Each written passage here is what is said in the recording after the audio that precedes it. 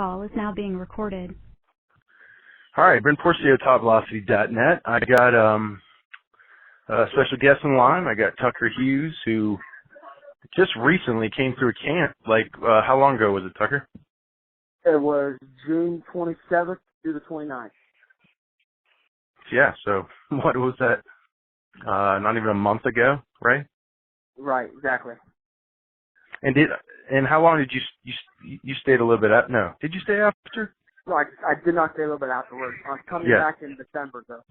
Yeah. Right. Oh, yeah, that was it. Yeah, I knew you didn't stay after. Well, cool. So, tell us the experience of the camp. So, what was that like? Well, to be honest, it was awesome. It was. If you don't go to the camp, you really don't know what you are doing wrong. You might think you're doing it right. Like when I was doing the med throws, which was I feel like I struggled with the most.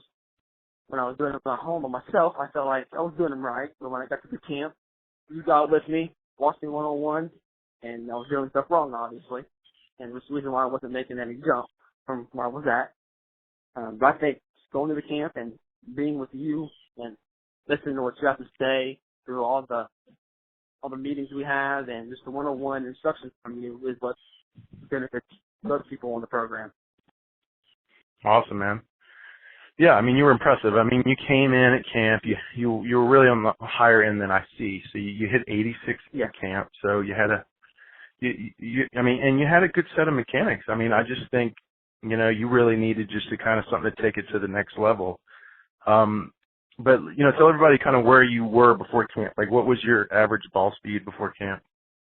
Okay. Well, in our league tournament, my junior year in college, I was gunning at 84, 85, top at 86.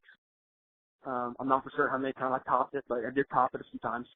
Then I came to the camp, and when we gunned there, I topped out at 86.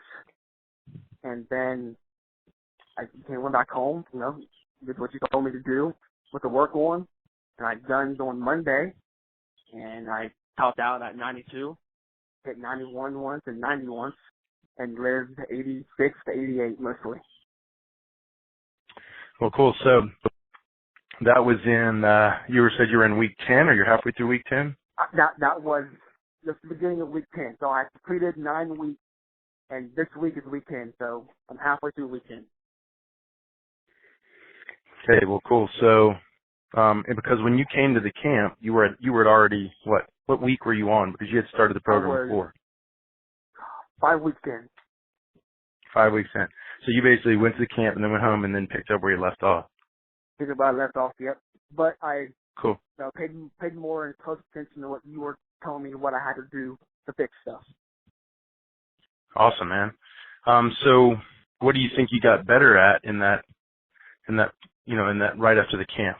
So when you went back and you started doing the program, picked up where you left off, what things did you focus on more this time? The med throws. I feel like I really, really struggled there working on them. I just had little mechanical flaws, and most of it has to do with my hip flexor, which I'm working on too. You had a really tight hip flexor. Yeah, so I'm working on that. But really just focusing on the med throws and on the mound throws with the ball. That's the part I was at. I was already on the mound, so I had to continue that. But the med throws, I really, really hit hard and really took the time to. If it took me an hour to get through them, it took me an hour and a half, an hour and 45 minutes to get through them after the camp. I really, really stressed them. Well, good. So you go 86 on the top end to 92 on the top end, basically in a 4 to 5 weeks, then go to a camp, and then another 4 weeks, and then you touch 92. So what was that moment like when you said your dad was there with you and you hit 88 to start, and then you climbed up to 90 and then to 92? What was it like when you saw 90 for the first time? Well, I was honestly shocked. I didn't believe it. I thought the gun was maybe broke. I went on there and I did it again, and that's when I hit 91. And then I was like, wow, this is surreal. And then I dropped back down to like 88 after that. I'm like, okay, I got a little more on me here. Let me build up more, and I hit 92. And then I was like, whoa. And then I couldn't get above that. Now that was all I had. Well, that's pretty impressive. I mean, that's 6 mile an hour jump. You went 86 on your top end to 92. That's great. I mean, already 10 weeks, man. You're not even fully through the program, so Yeah. You're going to continue to have peaks and valleys as you go on. I mean, but I think the cool thing is now you see it, now you believe it. Now the next step is being consistently in the 90s. So yeah. I mean, it's just cool to hear you have this experience. Pretty much right out of a camp. Not a lot of guys can do it that quickly, but I knew seeing you in the camp that you were going to have success because you're a hard worker. Yeah. Oh yeah. You're pretty intense on what you're doing. I mean, you don't screw around. You take it pretty seriously. So I think a lot of the credit to you for really getting the best out of it. I think you got to understand that you jumped up faster than most. A lot to do with how much you paid attention in the camp and how hard you've worked. And it's pretty cool, man. So what are you going to do from here? You just going to keep it going until season starts? I'm going to keep going.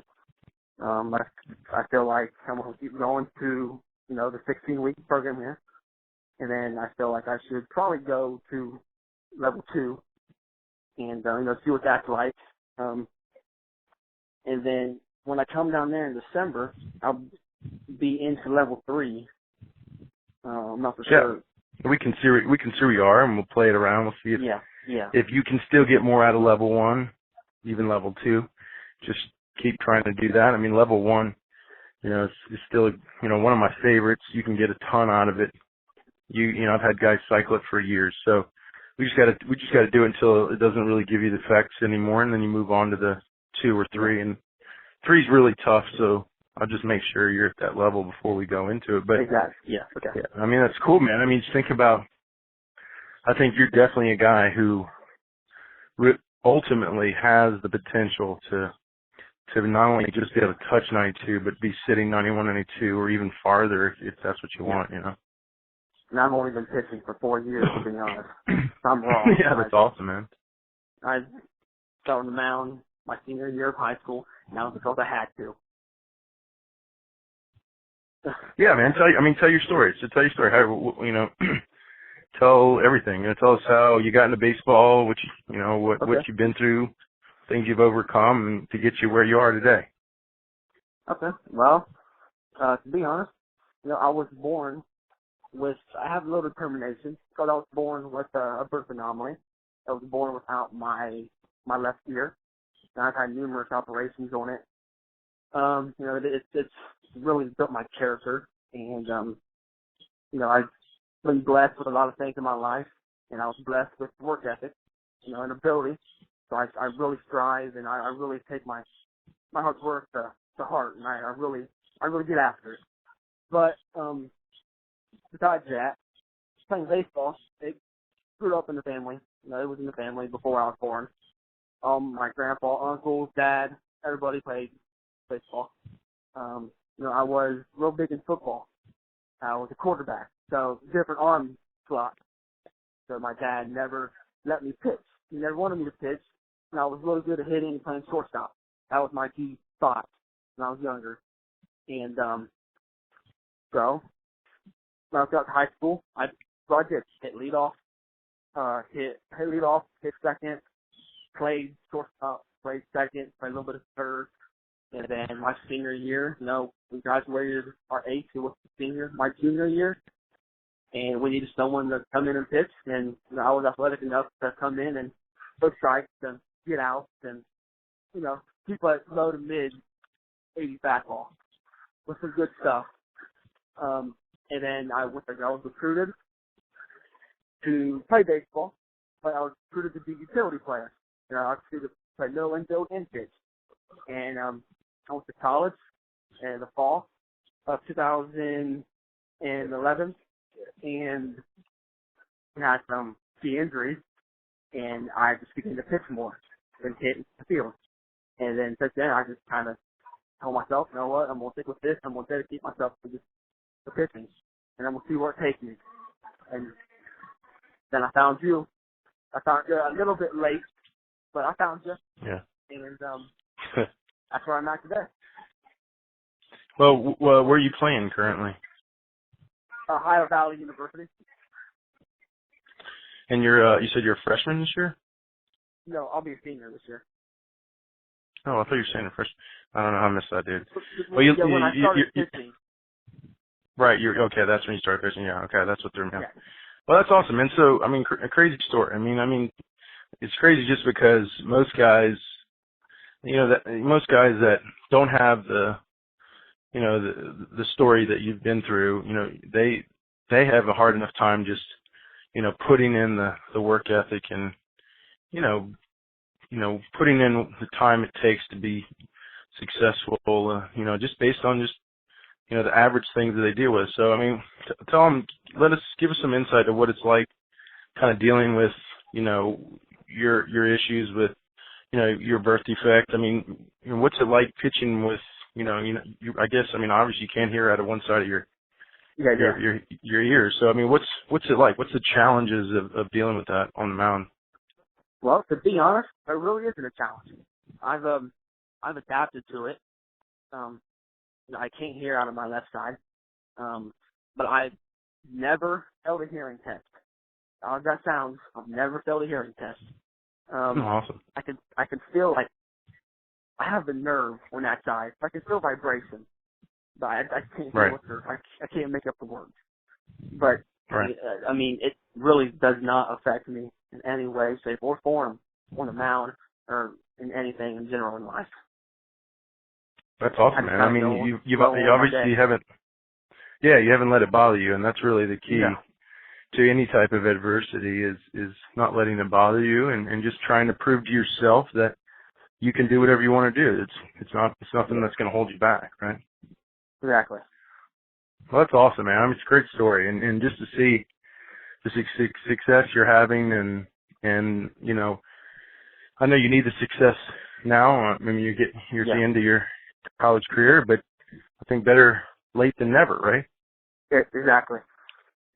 So, I think just put the pedal to the metal and, your faith in a greater power and just go at it, man, and just ask for the best and just let's get into that consistent 90s and or even wherever you want to be and then get out there, sell yourself, go to as many tryouts as you can after the season and make your dreams come true, man. I mean, it's just great to hear what you're doing. I think you have a lot of potential to really even go even farther, man, if you keep believing, man. Thank you. All right, Tucker, that was an awesome interview, man. Well, look, I mean, any advice you want to give to those younger guys out there, kind of looking for something to help them, take their game to another level so they can kind of live their dreams? Anything you want to say to those guys? Yeah, I mean, just work hard, keep working. Don't let anybody tell you can't do something, because with a little heart and a little faith, you can do anything you want to do. Yep, man, that's it. Don't stop working, because most people don't. So if you're willing to do the work, that alone will give you success. Exactly. Right? Good things come to good people. And you're right. It's just gotta work. I grind it out.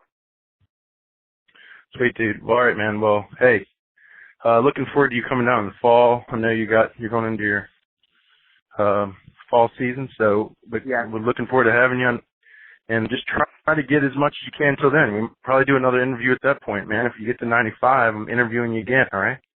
All right, sounds good. All right, man. Well, look, I'm going to end the interview and just hold on the line, okay? Okay. In the interview and just hold on the line, okay?